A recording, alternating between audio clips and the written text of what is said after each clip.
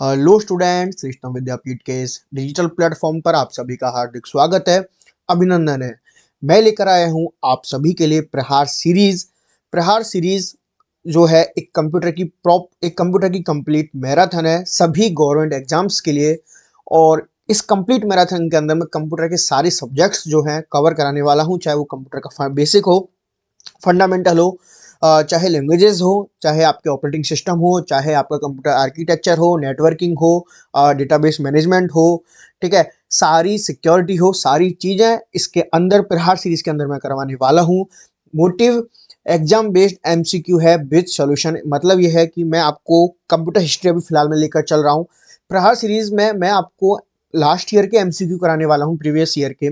ठीक है, कुछ पॉसिबल एमसीक्यूज भी हैं जो इन फ्यूचर एग्जाम्स में आपके आ सकते हैं, तो वो सारी चीजें प्रहार सीरीज के अंदर रखा है।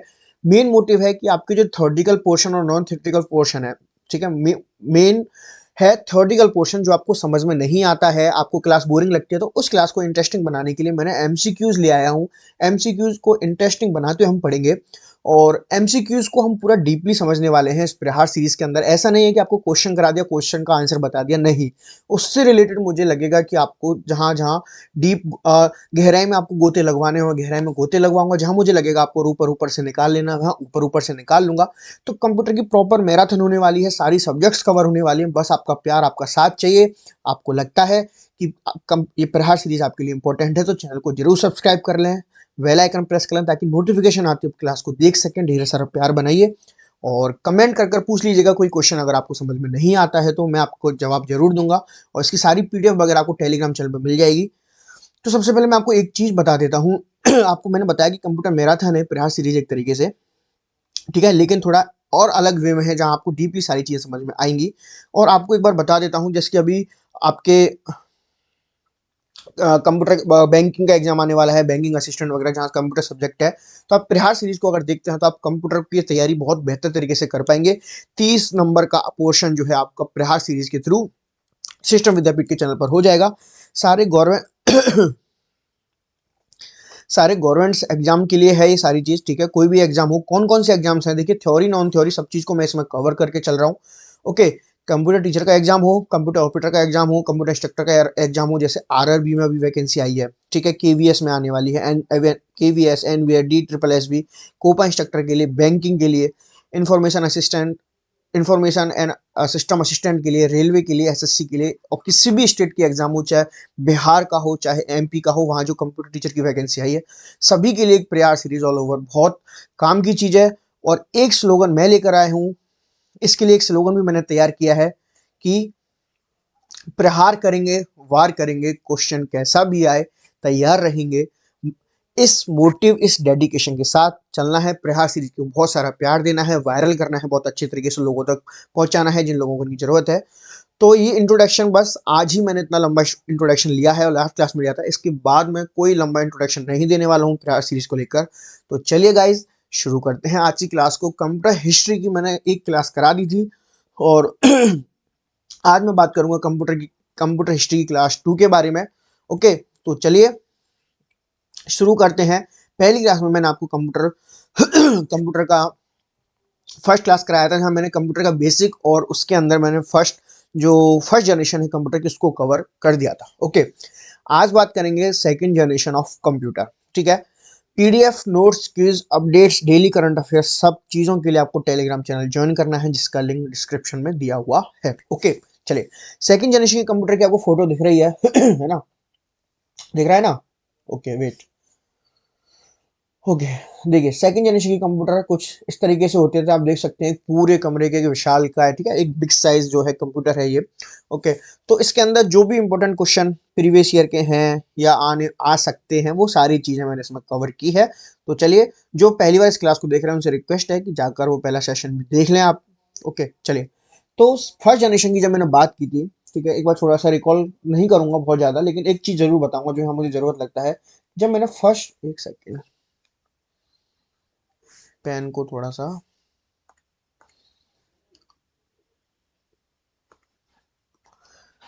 ओके,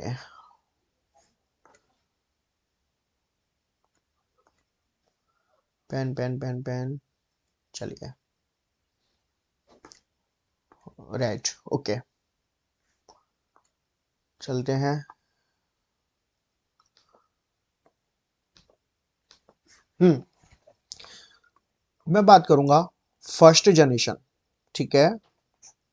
फर्स्ट जनरेशन का मैंने बताया था, फर्स्ट जनरेशन जो रही थी जिसके अंदर आपके वैक्यूम ट्यूब और पंच कार्ड जो मेन कंपोनेंट्स थे उसकी बात हुई थी, तो वो जो रहा था वो था 1942 से 1955 तक, ठीक है।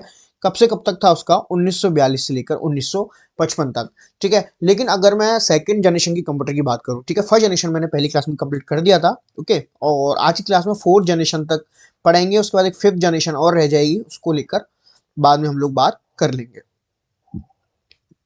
ठीक है। चलिए,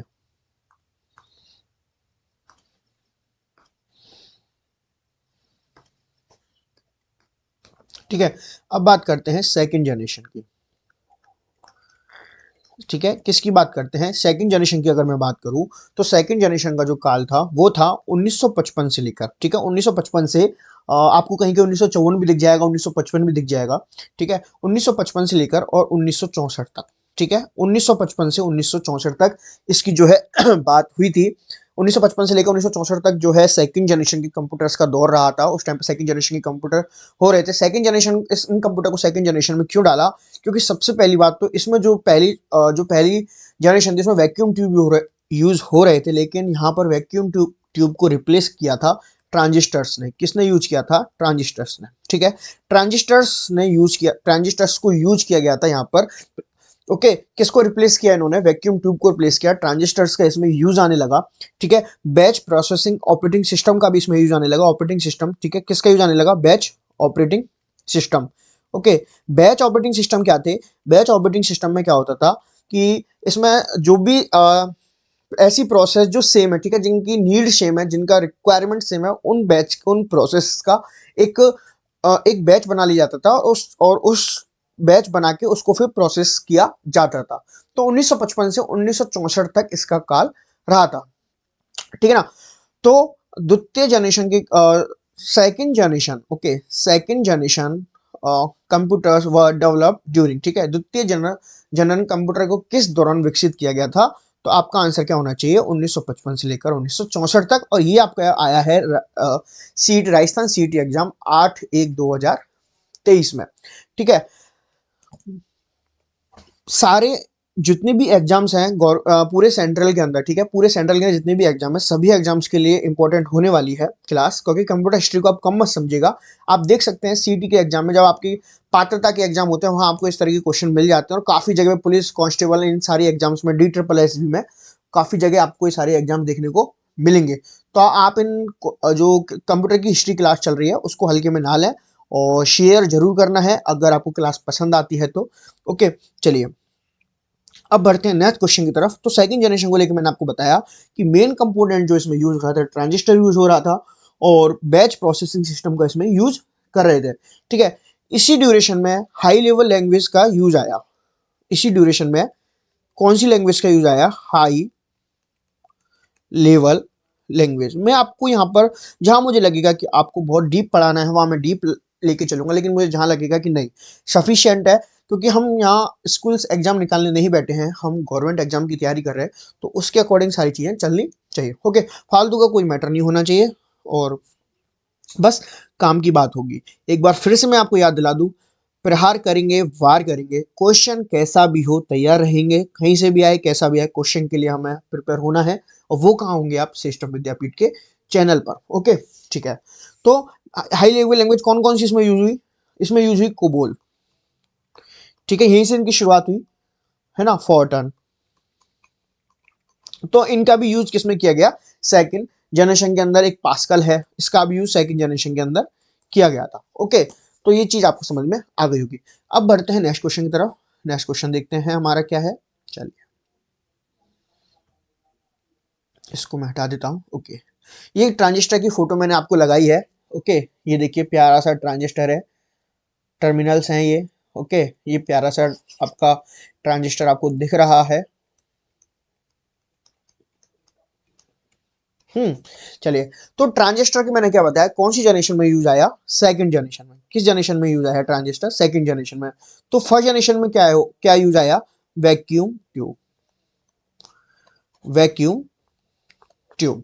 ठीक है, आप कहोगे भाई थर्ड जनरेशन में क्या यूज आया, थर्ड जनरेशन की बात हम आज करेंगे, लेकिन बार बार चीजें आपके सामने अगर आती रहेंगी तो आपको उंगलियों पर याद हो जाएंगी, आपके दिमाग में वो चली जाएंगी। ठीक है, थर्ड जनरेशन में क्या यूज आया, इंटीग्रेटेड सर्किट या इंटीग्रेटेड चिप।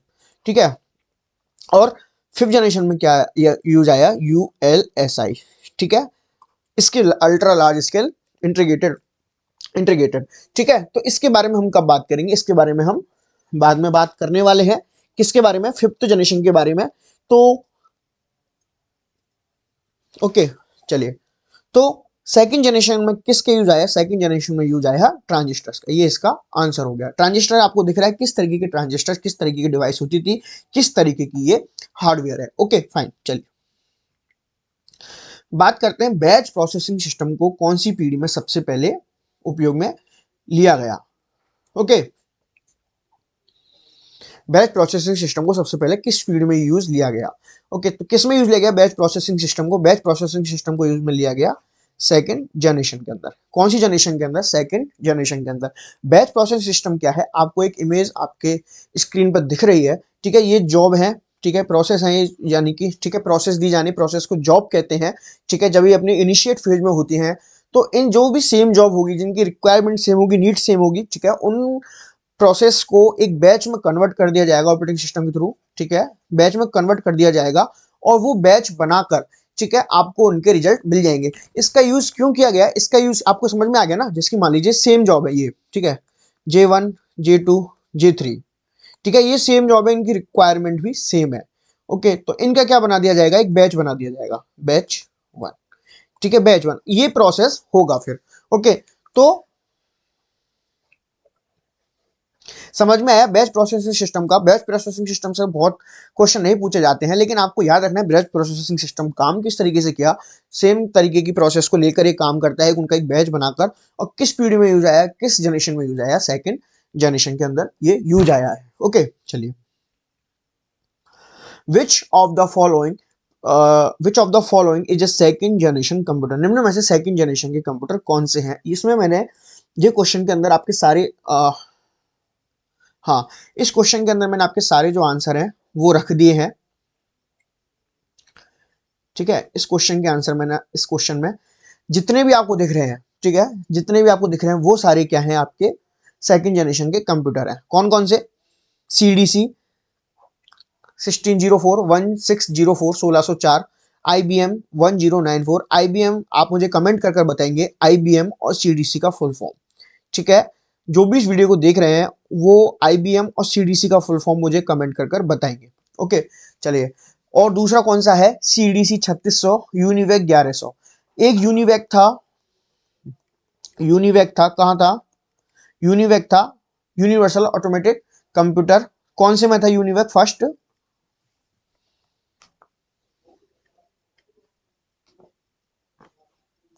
UNIVAC first. ठीक है, कौन से में था, फर्स्ट जनरेशन में। कब था, फर्स्ट जनरेशन के अंदर। लेकिन यहां बात हो रही है यूनिवेक 1100 की। ऑल द अबव, तो इसका आंसर क्या है, ऑल द अबव। तो ये आपको याद रखने हैं कुछ एग्जांपल, सारे तो मैं नहीं कवर करा पाऊंगा। ओके, कुछ एग्जांपल्स हैं, CDC 1604 हो गया, IBM क्या रखने, CDC के इसके अंदर दो, CDC 1604 3600, यूनिवेक फर्स्ट जनरेशन में भी है, सेकंड में भी है। फर्स्ट जनरेशन में यूनिवेक के आगे एक लगा हुआ है, और यूनिवेक सेकंड के अंदर दो बार एक लगा हुआ है, 1100। ठीक है, 00 तो आपको याद रह जाएगा। फर्स्ट जनरेशन में यूनिवेक के अंदर एक बार एक लगा है, और यूनिवेक और सेकंड के लिए 1100 जो है वो इसमें जो एक है वो दो बार है। तो आपको समझ में आ गया होगा कि क्या मैं कहना चाह रहा हूँ। तो ये सारे एग्जाम्पल्स हैं सेकंड जनरेशन के कंप्यूटर के। ठीक है, अलग अलग, जैसे कि IBM ने अपना बना दिया, CDC का अपना है। ठीक है, तो इस तरीके से, तो ये CDC और IBM का आप मुझे कमेंट करके बताने वाले हो, इनका फुल फॉर्म क्या है आप। ठीक है, चलिए, सब्सक्राइब जरूर कर लेना है गाइस, क्योंकि सब्सक्राइबर बढ़ते हैं, ठीक है, तो हमें भी एक हौसला रहता है आपसे जुड़ा रहने का। हम और अच्छे से मेहनत करते हैं, अच्छे से मेहनत चल रही है, लेकिन और अच्छे से मेहनत करते हैं। देखिए हमारे टेक्निकल भैया जो इन स्लाइड्स को तैयार करते हैं, उन्होंने कितना प्यारा इंटरफेस लिया है, ताकि आपको भी थोड़ा अट्रैक्टिव लगे, पढ़ने में मजा है। ओके, अब बात करते हैं हम थर्ड जनरेशन की कंप्यूटर की। सीडी सेकंड जनरेशन की कंप्यूटर यही कंप्लीट होती है और यही 3-4 तरीके के क्वेश्चन है बैच प्रोसेसिंग सिस्टम का, ट्रांजिस्टर्स के लेके, इसकी जनरेशंस को लेकर, और कुछ इसके एग्जांपल्स हैं जो आपके सामने भी मैंने दिखा दिए हैं। ओके, अब बात करेंगे हम थर्ड जनरेशन की कंप्यूटर से। थर्ड जनरेशन के कंप्यूटर, थर्ड जनरेशन आने के बाद एक क्रांति आप इसको मान सकते हैं प्रोसेसिंग के लिए, क्योंकि जब थर्ड जनरेशन में आकर आपका आईसी यूज होने लगा, ठीक है, आज भी यूज होता है, आईसी जैसे जैसे यूज होने लगा, आईसी के अंदर ही डेवलपमेंट कर कर कर कर कर कर हम सुपर कंप्यूटर तक, एआई तक, सुपर कंप्यूटर तक पहुंच चुके हैं। ठीक है, तो यहाँ से थर्ड जनरेशन से मानते हैं कि आपको एक क्रांति देखने को मिली कंप्यूटर की जनरेशंस के अंदर। ठीक है, एक अच्छी एडवांस प्रोसेसिंग देखने के लिए, ठीक है, एक अच्छा स्टोरेज देखने के लिए।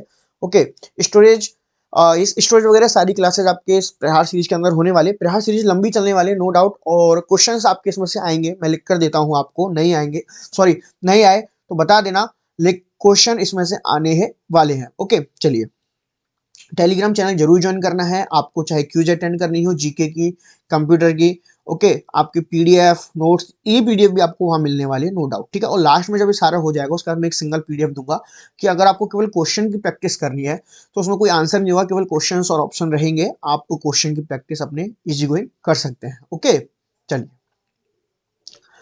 This was the chronology of third generation computer. Computer की थर्ड जनरेशन का जो कालक्रम था वो कब से कब तक था। ठीक है, तो सेकंड जनरेशन का जो कालक्रम था वो था, पहला जो कालक्रम चला वो चला, फर्स्ट जनरेशन का जो कालक्रम था वो चला 1900 कितने से लेकर 45 से लेकर, ठीक है, 1942 से लेकर 1955 तक।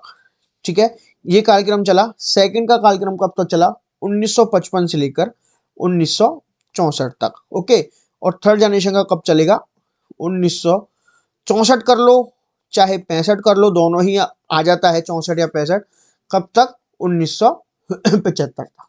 ठीक है, तो इसका आंसर क्या होगा, 1965 से 1975 तक। ओके, ये सारे आंसर नहीं है, नीचे वाले कोई भी आंसर इसका नहीं है।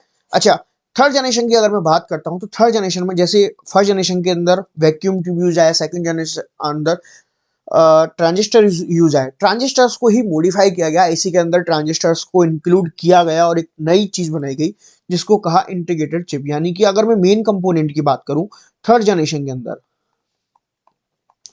मैं इनकी वर्किंग की बात नहीं कर रहा हूँ, आर्किटेक्चर वगैरह सारी चीज पढ़ेंगे जब हम वर्किंग की भी बात करेंगे, तो थर्ड जनरेशन के अंदर क्या यूज आया, आईसी। क्या यूज आया, आईसी, जिसको कहते हैं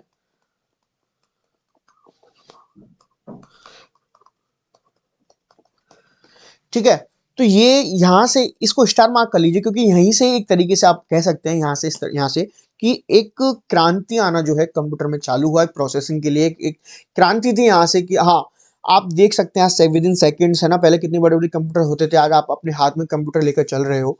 तो ये सब डेवलपमेंट से हुआ, और आईसी को मान सकते हैं इसके लिए कि हाँ भाई, आईसी से, जब से आईसी आई तब से एक क्रांति जो है कंप्यूटर के अंदर, डेवलपमेंट्स जो हैं, अच्छी अच्छी चीजें जो हैं हमें देखने को मिली, और बिहेवियर चीजें थी, सारी फैमिलियर चीजें थी। ठीक है, आज ये इंसान को डिपेंड कर दिया गया है पूरा कंप्यूटर के अंदर और कंप्यूटर पर, और एआई आने के बाद तो आप ये मान लीजिए कि मतलब तहलका होने वाला है, आप नई नई चीजें देखने को मिलेंगी, अनएक्सपेक्टेड चीजें आपके सामने आने वाली हैं विद इन 10 ईयर। तो बस देखते रहिए, बने रहिए, लेकिन सिस्टम विद्यापीठ आपको छोड़कर कहीं नहीं जाने वाला है। सिस्टम विद्यापीठ हमेशा आपके साथ रहेगा, जब तक सरकारी नौकरियों का दौर रहेगा सिस्टम विद्यापीठ भी आपके साथ रहने वाला है। बस चैनल को सब्सक्राइब करके लाइक हिट कर दीजिएगा, और जो क्वेश्चन मैं आपसे क्लास में पूछता हूं उनका कमेंट कर कर रिप्लाई आपको जरूर करना है। तो आईसी की शुरुआत यहां से हो चुकी थी। ठीक है, आईसी क्या है, सेमीकंडक्टर है। क्या है ये, एक सेमीकंडक्टर है जो सिलिकॉन से बना होता है। क्या है ये, एक सेमीकंडक्टर, अर्धचालक है। ओके, ये तो समझते हैं ना, किसका, सिलिकॉन से। ओके, तो ये तो समझते हैं ना आप सेमीकंडक्टर। इसको थोड़ा साफ लिख दें, ये बड़ा मुसीबत है गंदा और अच्छा लिखने का, रुकिएगा।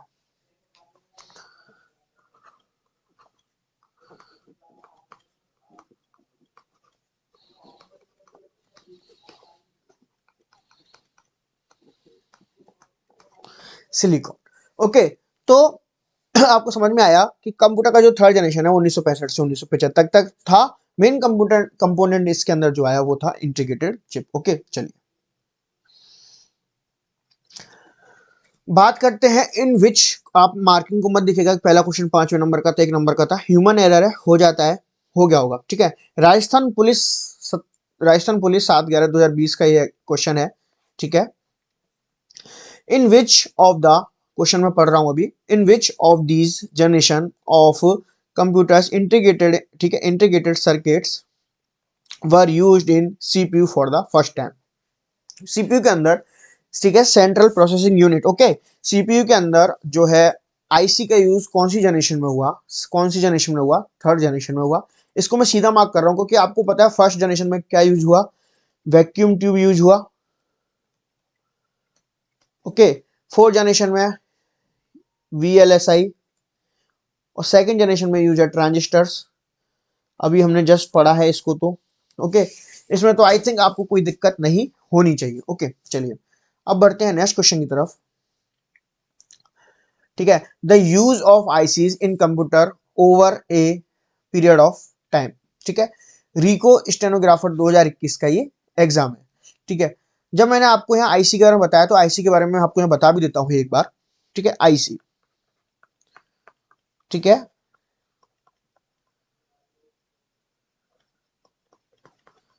इंटीग्रेटेड सर्किट, ठीक है। इंटीग्रेटेड सर्किट क्या करता है इसका, एक तो कब कब यूज आने लगा, थर्ड जनरेशन में, ओके।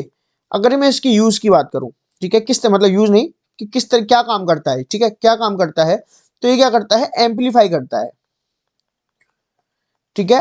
ये क्या करता है, एम्पलीफाई करता है, किसको, ये एम्पलीफाई करता है इलेक्ट्रॉनिक सिग्नल को और इलेक्ट्रिक पावर को, ठीक है। किसको, इलेक्ट्रॉनिक सिग्नल और इलेक्ट्रिक पावर को, इसको एम्पलीफाई करने का काम होता है बिटवीन टू टर्मिनल, दो टर्मिनल्स के मध्य ये एम्पलीफाई करता है इलेक्ट्रॉनिक सिग्नल को और इलेक्ट्रिक पावर को, ठीक है। Amplify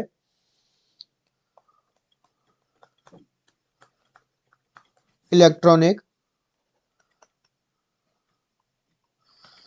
signal and electric power between two, ठीक है, दो दो टर्मिनल्स के मध्य क्या करता है, ओके, दो टर्मिनल्स के मध्य ये क्या करता है, सिग्नल्स को और इलेक्ट्रिक पावर को एम्पलीफाई करता है, ये इसका काम है। और किसका बना होता है ये क्या है, एक सेमीकंडक्टर है,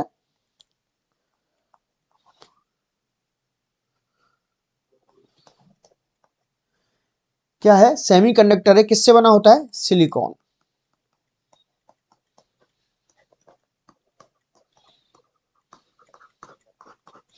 ओके।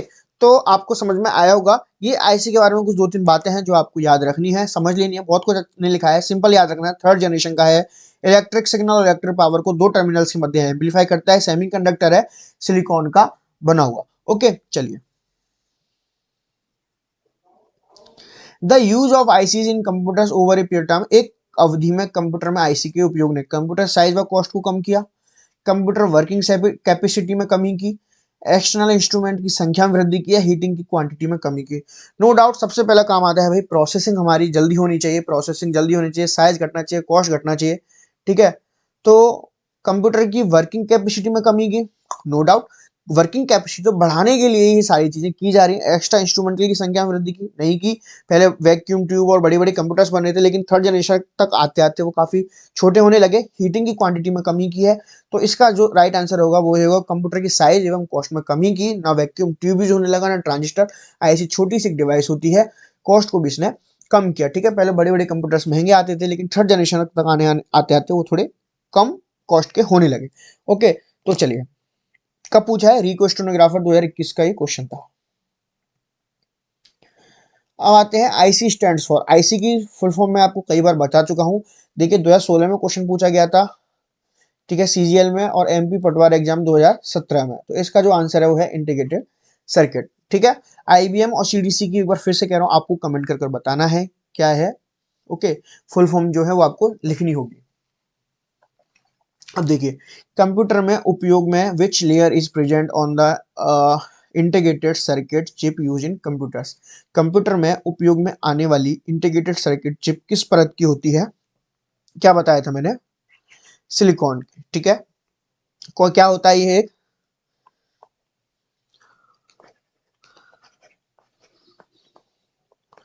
Semi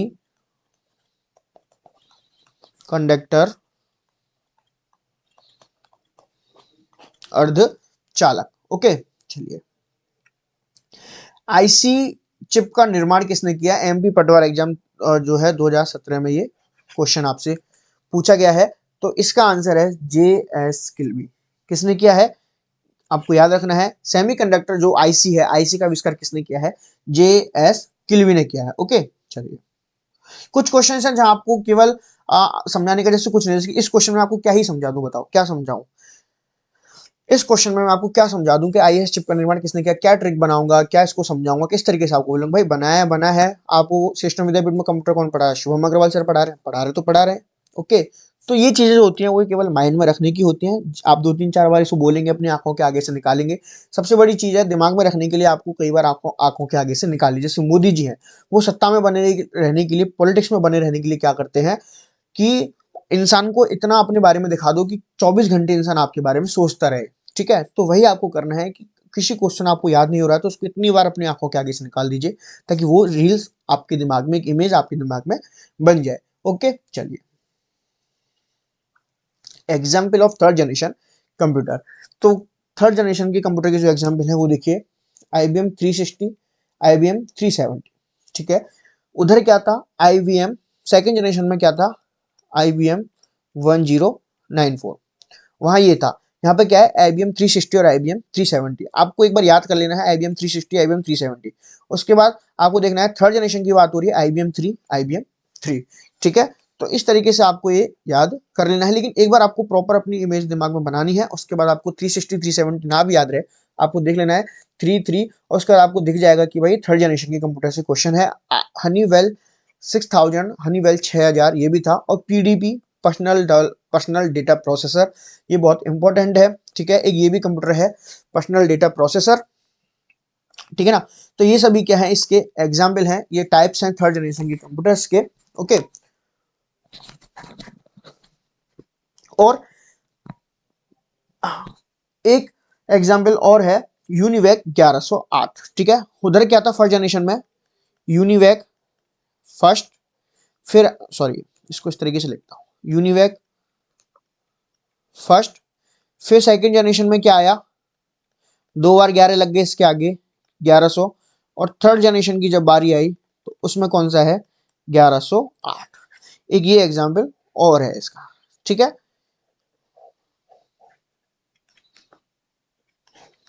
okay. तो ये कुछ कंप्यूटर हैं, कौन कौन से एक बार लिख देता हूं।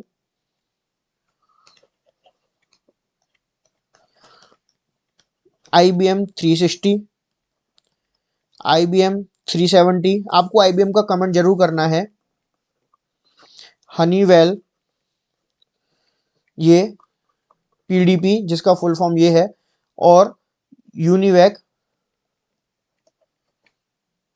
1108। ठीक है, ये 4 5 एग्जाम्पल है, आपको ये याद कर लेने हैं। ठीक है, एग्जाम्पल को लेकर पूछ लेता है कि निम्न में से कौन सी जनरेशन का कंप्यूटर है, कौन सी जनरेशन का कंप्यूटर नहीं है। ठीक है, चलिए अब बात करते हैं हम फोर्थ जनरेशन के कंप्यूटर को लेकर। अब हम आज जो कंप्यूटर यूज हो रहे हैं, सुपर कंप्यूटर की बात करें या अभी प्रेजेंट जिस सेंचुरी में आप हो, जिस ईयर में आप हो, उसकी बात करें तो उससे कुछ पहले टाइम का फोर्थ जनरेशन कंप्यूटर है। हम करीब करीब अपने यूज में आने वाले कंप्यूटर के करीब आ चुके हैं।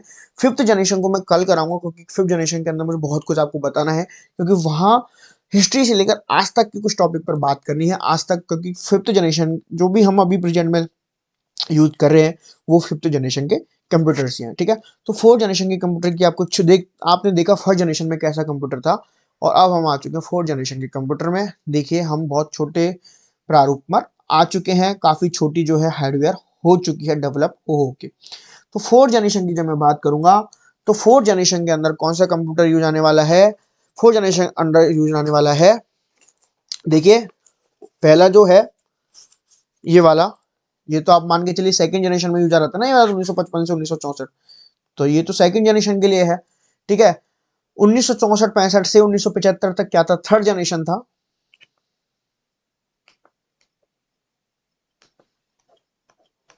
ठीक है, तो 1975, सॉरी इसको मैं हटा ही देता हूं, इस तरीके से नहीं, देखिए, तो इसका आंसर है 1975 से 1989, 1975 से 1989। तो ये क्या है, ये फिफ्थ जनरेशन के लिए है, 1989 से आज तक की डेट में ये काम आ रहा है। और 1955 से 1964 तक कब था, सेकंड जनरेशन के अंदर। ठीक है, फिफ्थ जनरेशन की बात करूंगा तो सिंपल सा है, 1989 से कहानी शुरू हुई है और आज तक भी बनी हुई है बरकरार। ठीक है, और 1975 से 1989 की लेकर बात करेंगे तो फोर्थ जनरेशन के कंप्यूटर में हम बात करेंगे। तो एक बार फोर्थ जनरेशन के कंप्यूटर को हम देख लेते हैं। ठीक है, कब, 1975 से 1989 तक। ठीक है, मेन कंपोनेंट की बात करें अगर, मेन मेन कंपोनेंट की अगर मैं बात करूं तो इसके अंदर है ULSI। ठीक है, sorry VLSI, VLSI, very large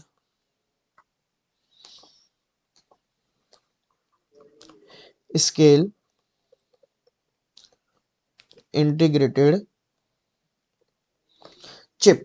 ठीक है, very large scale integrated chip, ये वही जो थर्ड जनरेशन में आईसी यूज हो रही थी, उसी को मॉडिफाई करके उसकी पावर कैपेसिटी को बढ़ा के, ठीक है, प्रोसेसिंग कैपेसिटी को बढ़ा के उसको बनाया है very large scale integrated chip.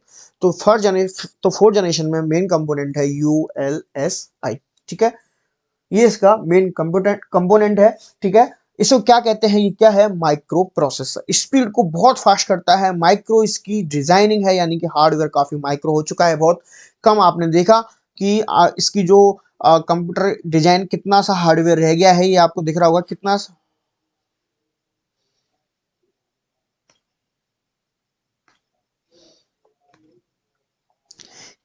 Hardware आपके पास रह गया है। ठीक है, बहुत छोटी डिजाइन हो चुकी है, टेबल पर रखकर आप यूज में ले सकते हैं। ठीक है, क्या है ये, माइक्रो प्रोसेसर।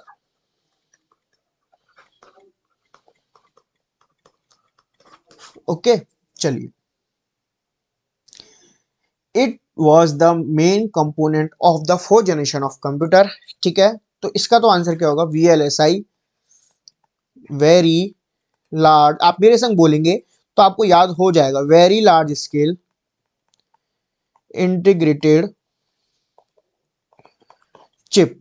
ठीक है, ट्रांजिस्टर्स कब यूज आए, ट्रांजिस्टर यूज आए सेकंड जनरेशन में, आईसी कब यूज आई, थर्ड जनरेशन में, और वैक्यूम ट्यूब यूज कब आए, फर्स्ट जनरेशन के अंदर। फोर्थ जनरेशन में क्या यूज आया, वेरी लार्ज स्केल इंटीग्रेशन।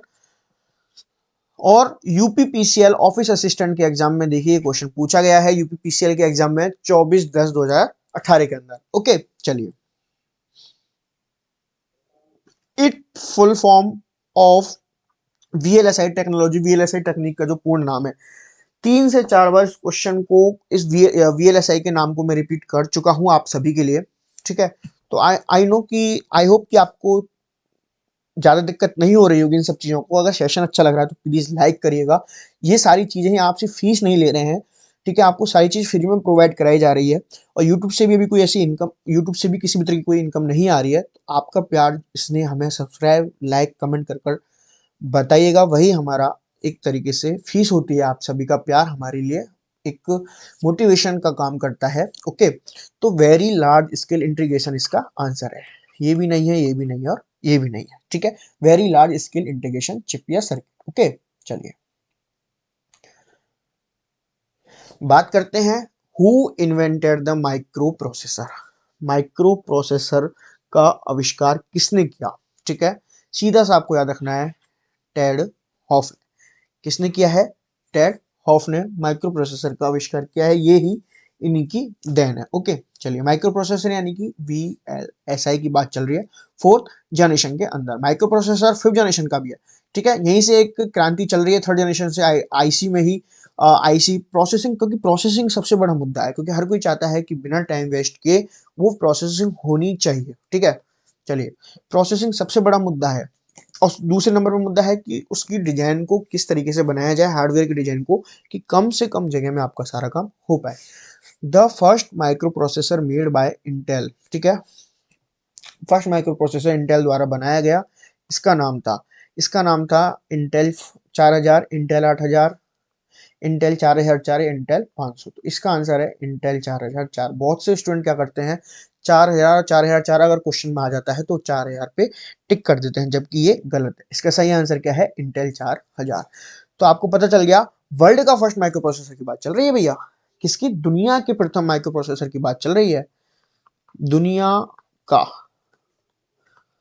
प्रथम, कौन सी बात चल रही है भाई? दुनिया का प्रथम, ठीक है, माइक्रो प्रोसेसर कौन सा है? इंटेल कंपनी ने बनाया, इंटेल 4004, मेड बाय इंटेल। कहां पर?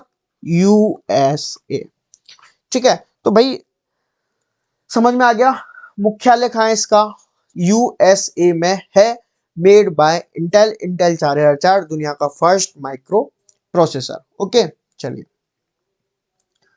भारत का प्रथम स्वदेशी माइक्रो प्रोसेसर। जब हम बात करते हैं दुनिया का, words first, words first micro processor, तो उसके नाम में क्या आता है? जब हम वर्ड की बात करते हैं विश्व का, इंटेल